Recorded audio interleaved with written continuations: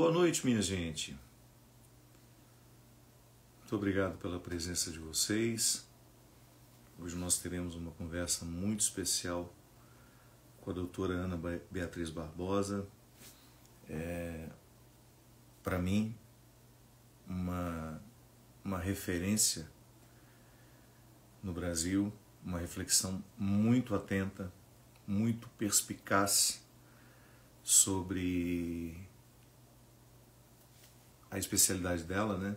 Essa presença tão significativa, cuidando da saúde emocional de tantas pessoas. A doutora Ana Beatriz é uma grande escritora. Gente, eu preciso que vocês parem de enviar solicitações para eu poder conseguir encontrar a doutora Ana Beatriz no meio de todos vocês aqui. Aliás, é um assunto que eu gostaria de tratar com ela. Como que tem tantos pedidos para entrar ao vivo, sabendo que a gente tem uma convidada? Aí eu não consigo chamá-la. Se vocês continuarem mandando, eu não consigo chamar. É impressionante. Na hora que a gente entra ao vivo, o carinho de vocês é grande, eu agradeço. Mas vamos deixar a doutora entrar. Mas a doutora é uma grande referência em saúde mental no nosso país. Boa noite, doutora. Olá, tudo bom? Vamos começar falando sobre esse distúrbio que as pessoas administram de mandar um convite para entrar ao vivo sabendo que tem uma convidada. O que é isso, doutora? Como é que nós podemos chamar? É ansiedade? Eu acho que é ansiedade, mas eu acho que é uma necessidade de se fazer presente. Né? Eu costumo dizer que tem dois tipos de fãs. Você deve saber muito mais isso do que eu. Tem aquele que quer te ver, né? E esse é muito bacana. E tem aquele que quer que você veja ele. E pode ser até que ele não hesite botar um pé na frente para você cair e ele te dá a mão. Então, esse segundo, a gente tem que ter um pouquinho de cuidado. Mas olha, eu vou fazer o seguinte. Uma hora eu vou entrar aqui só para receber vocês, para conversar com vocês e convidar para a gente poder trocar uma ideia também. Mas hoje a nossa convidada é a doutora Ana. Eu vou desativar os comentários num determinado momento. Se depois a doutora quiser atender às solicitações, às perguntas, a gente abre. Mas, primeiramente, muito obrigado. Que isso. O prazer é meu, enorme, enorme. Fabinho. Grande prazer. Eu chamar de Fabinho, não gosto de chamar de padre, de doutora. Me chama de Bia e fica Fabinho, é mais fácil. Bia, muito obrigado. Quero dizer que você me faz um bem enorme. Li todos os seus livros, tudo que você publicou, eu já tive a oportunidade de ler. Me fez muito bem, a sua reflexão é muito lúcida. Você transita muito bem entre o conhecimento acadêmico e a informação popular, que é o que é tão necessário nos dias de hoje, a gente ter alguém com o seu nível de conhecimento, de entendimento da complexidade da mente humana e ao mesmo tempo ser tão hermenêutica, tão tradutora. Você tem uma facilidade enorme de falar. Eu tenho acompanhado muito as suas lives e fico encantado de ver como você e seu companheiro, o seu parceiro de live sempre é o Thiago. Como é que é o nome dele mesmo? Alex, desculpa. O Alex, vocês dois têm uma facilidade enorme de trazer questões complexas e fazer com que fique tão acessível a nós. Muito obrigado mesmo. Mas esse é o objetivo, sabe, Fábio? Porque assim, eu já fui acusada de justamente ter uma linguagem que seja essa linguagem para todo mundo. Porque assim, eu procuro sempre ter uma precisão no conteúdo científico que eu falo. Mas se eu falar sem ter a empatia, sem ter a vontade de achar que as pessoas vão estar lendo e vão estar, de alguma maneira, ali comigo na sala de estar, batendo um papo mental, o dia que eu não fizer isso mais, eu não escrevo mais. Porque só tem sentido se for para se realizar na mão do outro, né? Porque escrever é solitário. Mas o livro, ele é uma obra boba, se ele não vai para a mão do outro e lá ele se realiza. Porque eu já ouvi gente falar assim, eu escrevo para mim. Falo, gente, isso é uma coisa esquisita.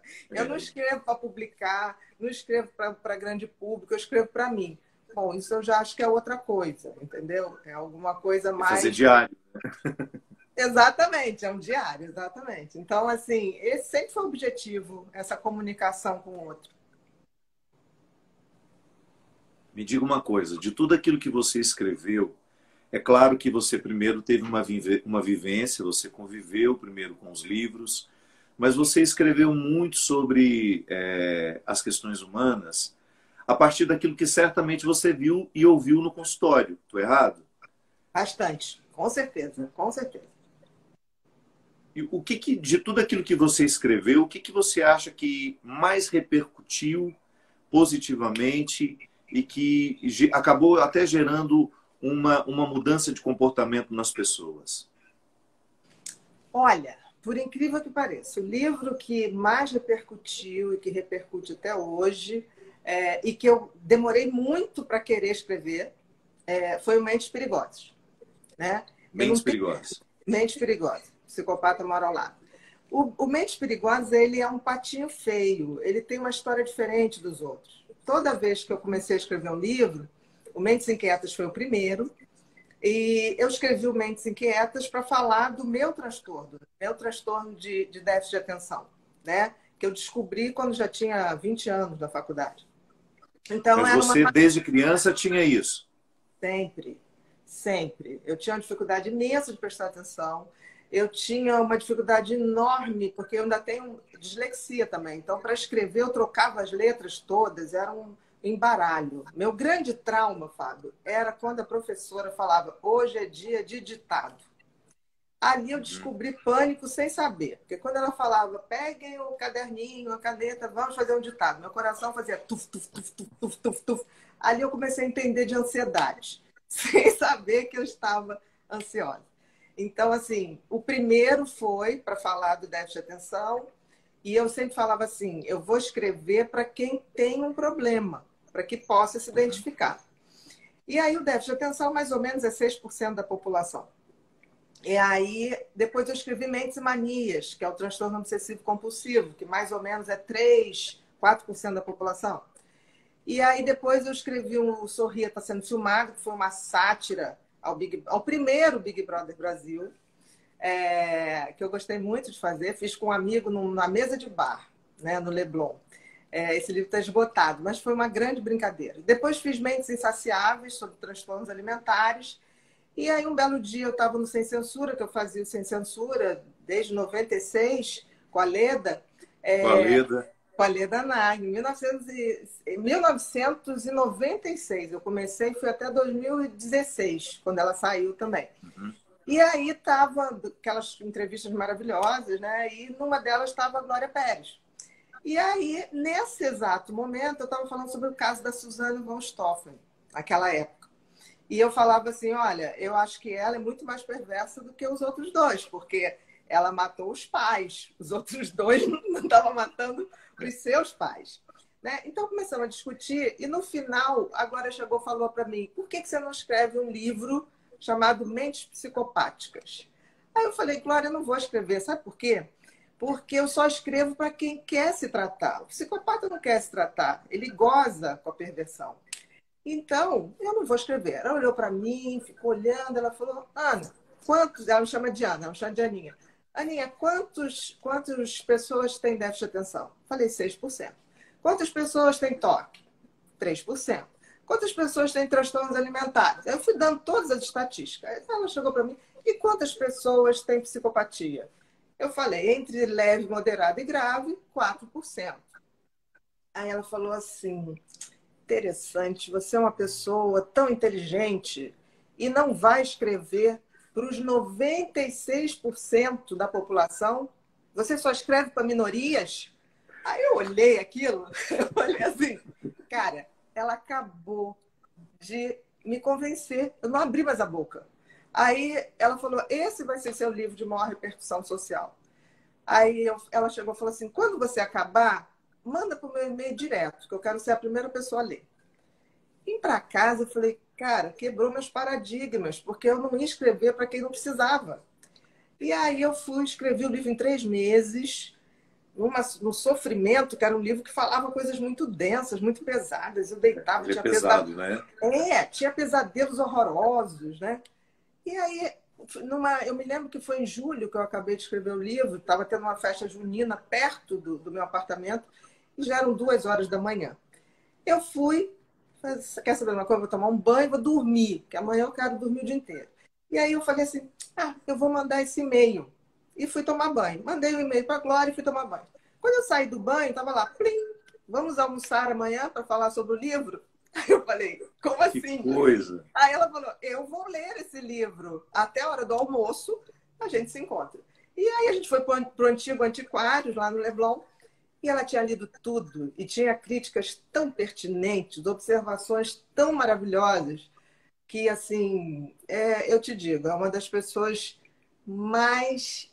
Eu não sou uma pessoa de idolatria, nada disso, mas a sensatez da Glória me impressiona. Eu digo que a Glória é A uma. Glória é uma mulher muito inteligente, muito Muito. sensata. E muito E divertida também. muito, ela é engraçada, né? Muito. Quem convive com ela sempre dá esse testemunho. Eu não conheço pessoalmente, a gente já se falou algumas vezes pelo telefone que a gente tem amigos em comum.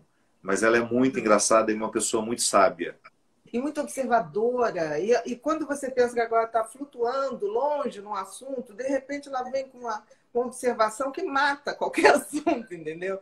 Então, e eu costumo dizer, ela é uma pessoa de uma força. A É, Glória é uma orquídea com força de leão.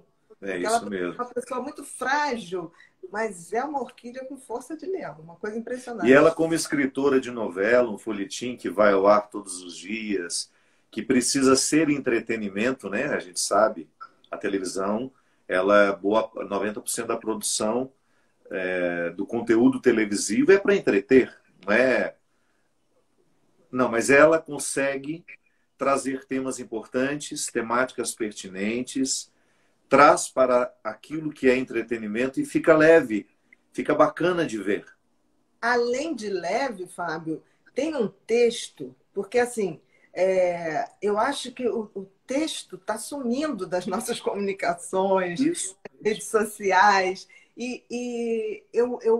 Caminho das Índias, por exemplo, o personagem do Lima Duarte, que era um Brahma, que era um sábio, né, indiano, Um sacerdote, né? exatamente, os textos eram divinos, né? Divinos. E assim, e eu ainda me pego, agora mesmo, está reprisando a novela, estou vendo A Força do Querer, e aí você pega aquela mãe da Bibi falando uma coisa, você pega a São Silvana, textos bons, né? É. são textos Você maravilhosos. sabe, você sabe que por exemplo, eu só me fixo numa série se o texto for bom, senão eu não consigo. Eu O que também, me prende é a palavra. eu Se também. não me emociona, se não me toca, se não me faz pensar, se não estimula as instâncias que me mantêm vivo, que é a minha emoção e minha razão. Então eu não consigo ver.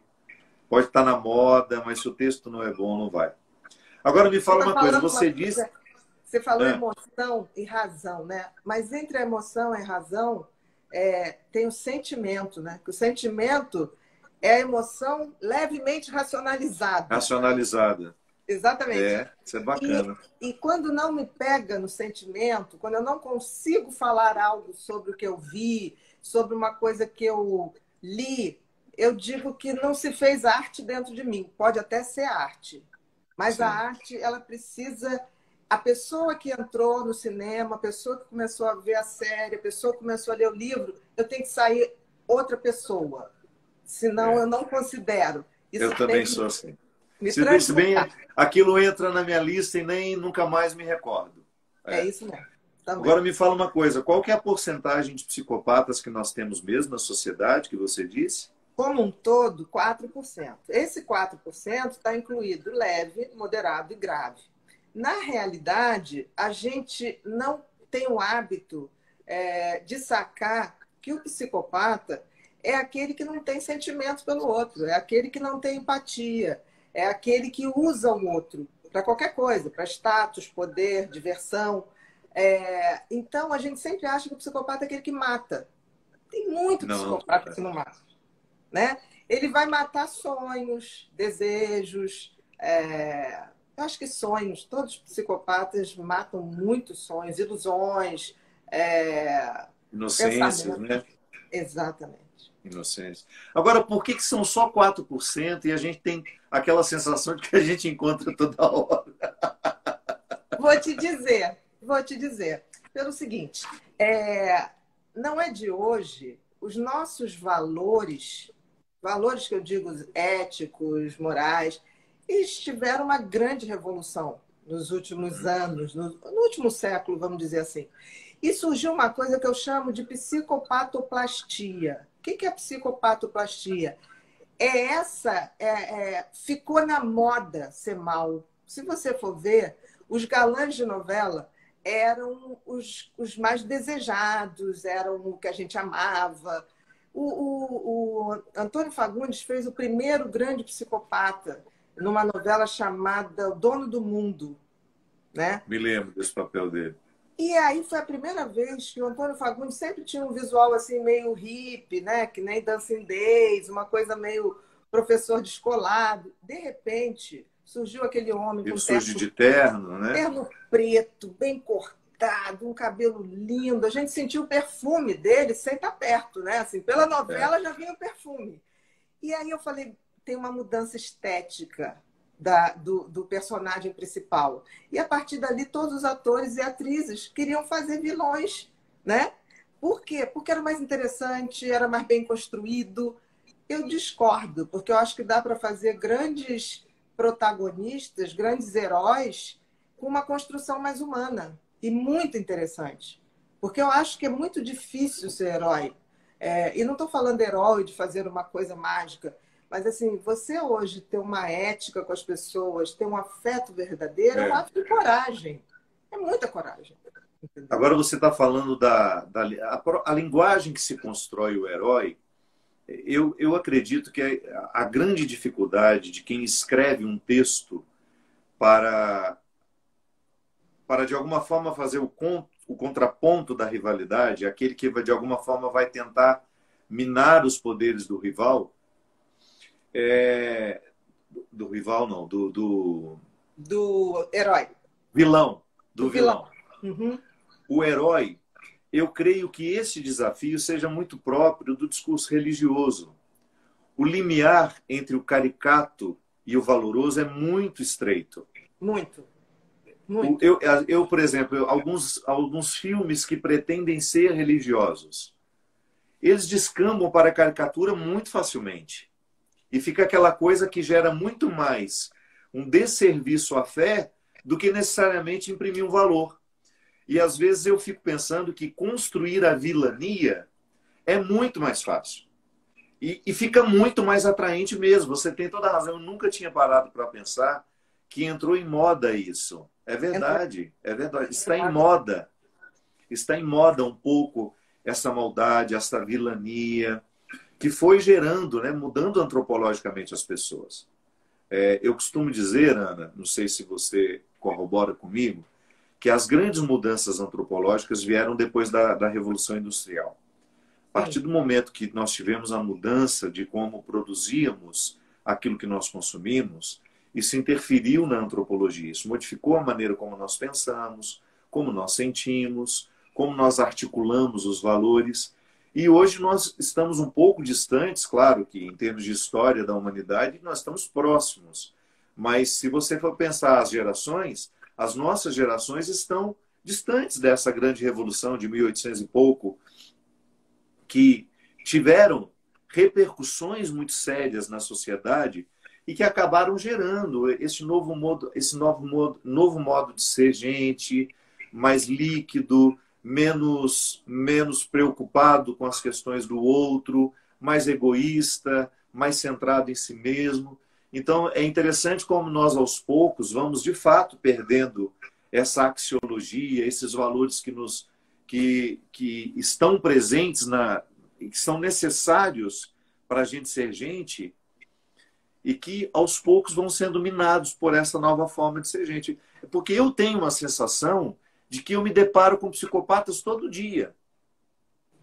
Eu tenho uma sensação. Eu acho que a gente se depara com essa psicopatoplastia todo dia. Porque, por exemplo, hoje eu vejo pessoas assim extremamente agressivas, extremamente mal educadas, serem chamadas, olha que interessante, até uma personalidade tão verdadeira. Gente, Personalidade forte, né? A gente chama assim, forte. né?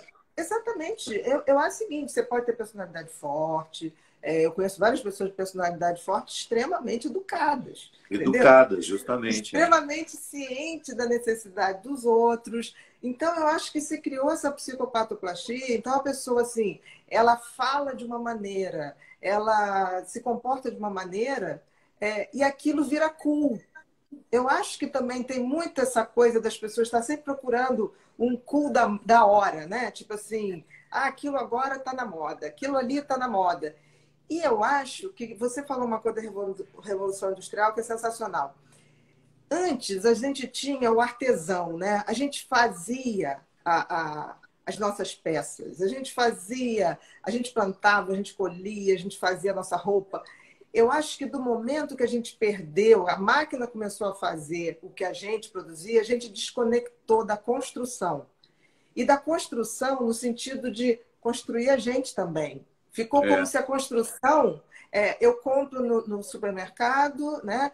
Eu também compro alguma coisa que vai me fazer uma pessoa melhor. Então, eu compro a roupa, eu compro o carro, como se aquilo me desse uma dignidade dentro de uma questão social. Essa desconexão da gente se construir e construir as nossas coisas, eu acho que foi uma cisão definitiva. E que hoje a gente vê muito isso no consumismo. O consumismo, eu vejo gente, por exemplo, há muito tempo que toda a sociedade, nunca a gente teve tanta opção de compras, né? de coisas. E é, eu digo assim, a classe baixa, a classe média, a classe alta. Né? Porque hoje a classe baixa ela pode ter uma cópia da blusa Gucci que ela quiser, entendeu? Então, assim, ficou essa coisa. Mas a gente perdeu a coisa da essência. Eu acho que a essência humana tem essa coisa da construção, tem a coisa da imperfeição e tem a coisa da construção. É como se a gente sempre estivesse se construindo é, uma pessoa melhor. Eu acho que isso é o grande... É sacralizar a nossa história. Eu não falo sacralizar em fazer uma coisa linda.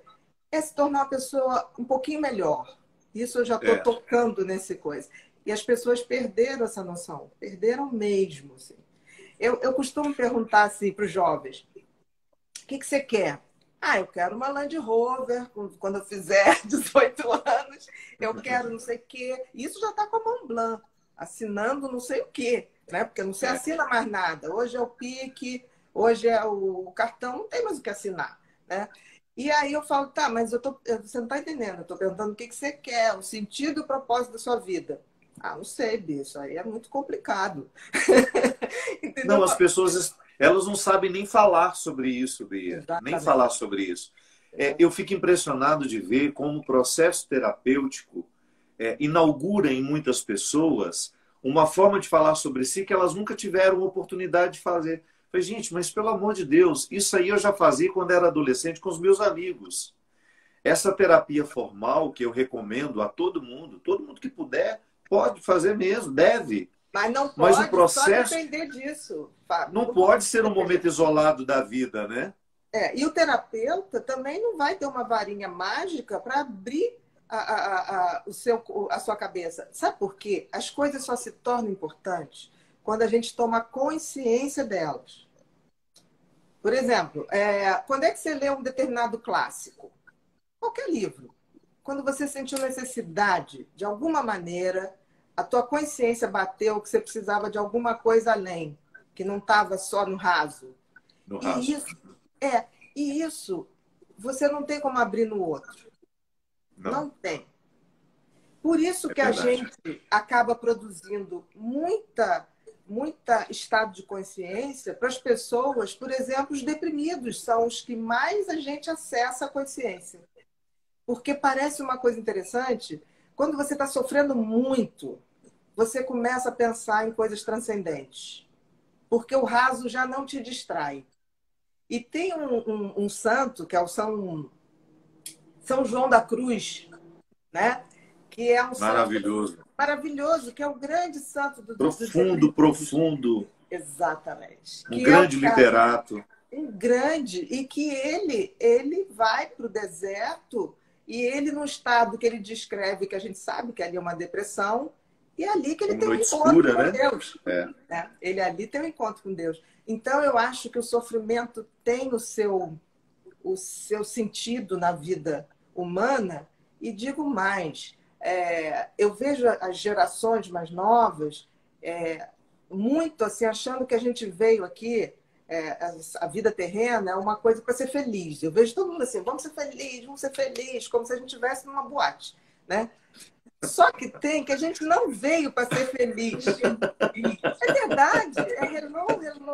É quase que uma ditadura, né? É uma ditadura da felicidade, é o tal do positivismo tóxico, né? Tóxico, é verdade. Tem que estar rindo, tem que estar feliz, você nunca pode estar mais ou menos reflexivo, né? É uma coisa baixo astral. E a gente não veio aqui para ser feliz, definitivamente, a gente veio para evoluir. Agora, se você consegue evoluir sendo feliz e trazendo alguma felicidade para as pessoas, aí, meu querido, é a glória da vida. Mas as pessoas não entendem. Ou vivendo numa vibração de um estado de consciência tão elevado, tão consciente, que você identifique que a felicidade consiste em evolução, né? Exatamente. Quanto mais evoluído eu estou, mais satisfeito eu estou comigo. Você disse uma coisa que é muito certo, que a consciência ela fica mais acessível quanto mais sofrida a gente está. Sim. E eu me lembro, eu nunca tive tanta consciência sobre a minha realidade, sobre a complexidade da minha existência, do que quando eu fiquei deprimido. Porque quando eu passei por aquele momento difícil, inclusive nós nos encontramos, eu estava no auge daquele momento, né?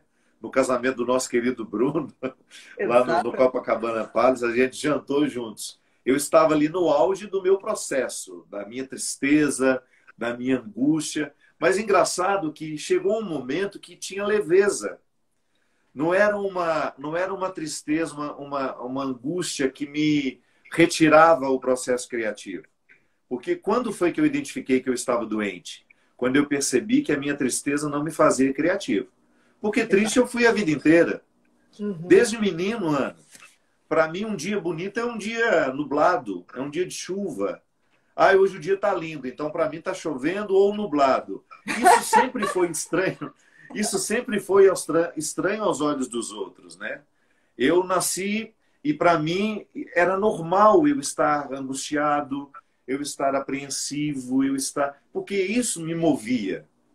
Eu me lembro que o meu primeiro contato com aquilo que é literatura em mim, o meu apreço pela literatura, não só em ler, mas também em produzir alguma coisa, estava intimamente ligado aos meus processos de tristeza. Então, não era doença. Exatamente. Chegou um momento em que eu percebi que eu estava doente porque a minha tristeza não me deixava mais ser criativa. Então, tinha uma patologia ali. Isso mesmo.